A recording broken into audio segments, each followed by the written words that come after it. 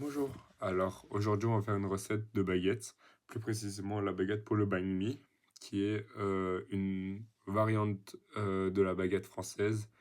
Celle-là elle va être un peu plus petite et elle va quand même garder un bon croustillant et une bonne mie à l'intérieur. Et ça va être pour faire des sandwichs vietnamiens. C'est parti pour la recette.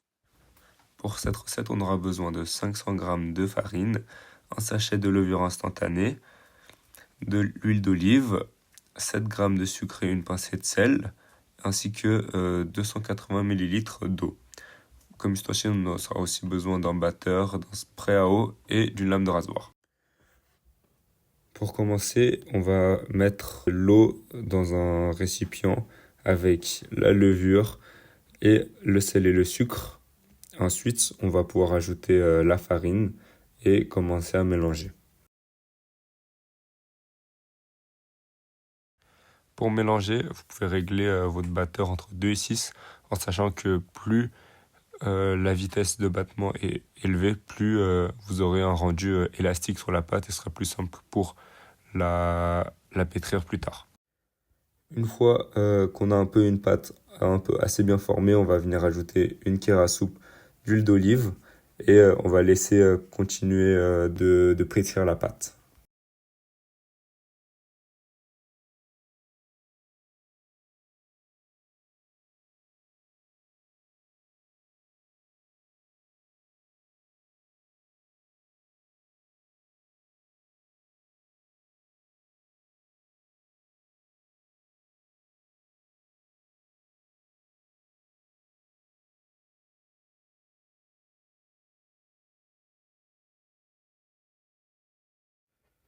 Une fois fini, la pâte elle doit légèrement coller à la main et être un peu élastique.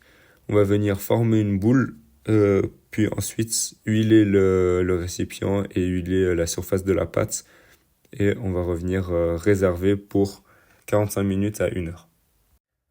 Maintenant que le temps de repos est passé, on va pouvoir dégazer la pâte et la diviser en plusieurs parties. Vous pouvez le faire à la votre sauce. Ici, je vais faire 4 parties et je crois que dans le livre, j'ai mis 6 parties pour 6 plus petites baguettes, mais ici, j'ai envie de bien manger. Je vais les diviser en 4 parties distinctes et je vais en faire comme avant des petites boules pour que ce soit plus simple pour la pétrir après pour former la baguette.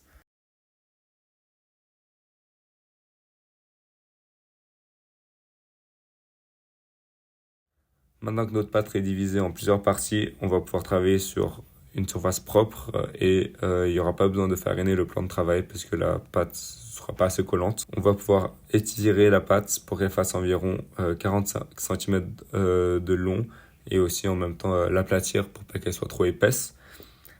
Et on pourra faire un triangle qui pointe vers le haut. Pour rouler la pâte, il faut partir du haut, de la pointe du triangle en allant vers le bas. Et une fois que vous avez roulé la pâte jusqu'au bout, vous pouvez replier légèrement les deux extrémités par en dessous afin d'avoir deux bouts arrondis aux extrémités.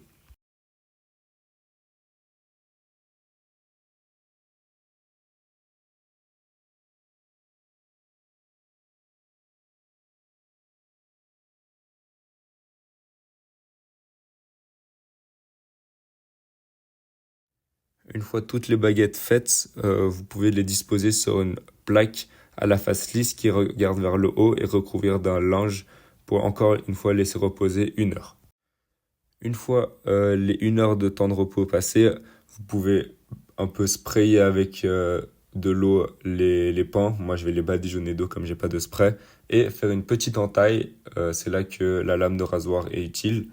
Une petite entaille dans le pan et ensuite revaporiser d'eau. Et on va maintenant les enfourner pendant 20 minutes. À savoir que 10 minutes passées, il faudra retirer la plaque d'eau qu'on a mise au préalable pour que la pomme puisse avoir une croûte croustillante.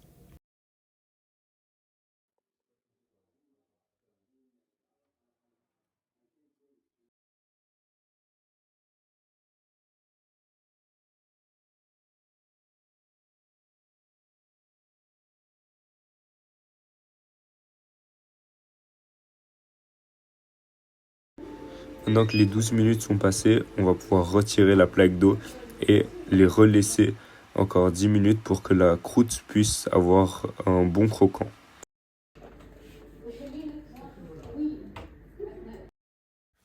Voilà, maintenant que les 10 dernières minutes sont passées, les baguettes sont prêtes. Vous pouvez faire vos meilleurs sandwichs banh mi avec du poulet, de la coriandre, des carottes, des radis blancs. Régalez-vous.